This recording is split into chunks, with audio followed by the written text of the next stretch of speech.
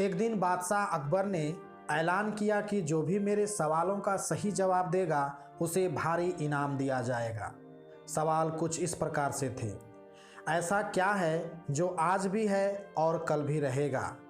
ऐसा क्या है जो आज भी नहीं है और कल भी नहीं होगा? ऐसा क्या है जो आज तो है लेकिन कल नहीं होगा? इन तीनों सवालों के उदाहरण भी देने थे। किसी को भी चतुराई भरे इन तीनों सवालों का जवाब नहीं सूझ रहा था। तभी बीरबल बोला, हुजूर, आपके सवालों का जवाब मैं दे सकता हूँ, लेकिन इसके लिए आपको मेरे साथ शहर का दौरा करना होगा, तभी आपके सवाल सही ढंग से हल हो पाएंगे। अकबर और बीरबल ने वेश बदला और सूफियों का बाना पहनकर निकल पड़े। कुछ ही देर बाद वे बाजार में खड़े थे। फिर दोनों एक दुकान में घुस गए। बीरबल ने दुकानदार से कहा, हमें बच्चों की पढ़ाई के लिए मदरसा बनाना है, तुम हमें इसके लिए 1000 रुपये दे दो।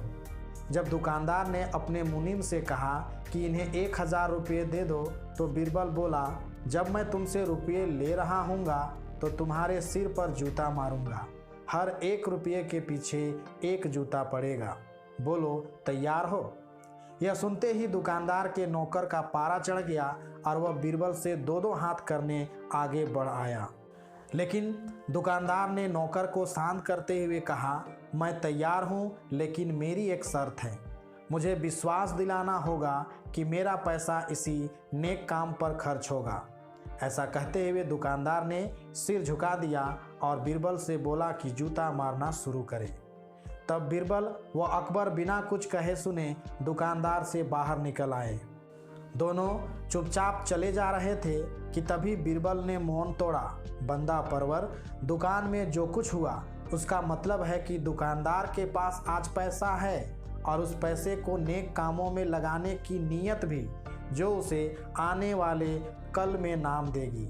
इसका एक मतलब यह भी है कि अपने नेक कामों से वह जन्नत में अपनी जगह पक्की कर लेगा। आप इसे यूं भी कह सकते हैं कि जो कुछ उसके पास आज है, कल भी उसके साथ होगा। यह आपके पहले सवाल का जवाब है। फिर वे चलते हुए एक भिखारी के पास पहुंचे। उन्होंने देखा कि एक आदमी उसे कुछ खाने को दे रहा है और वह खाने का सामान उस भिखारी की ज़रूरत से कहीं ज़्यादा है।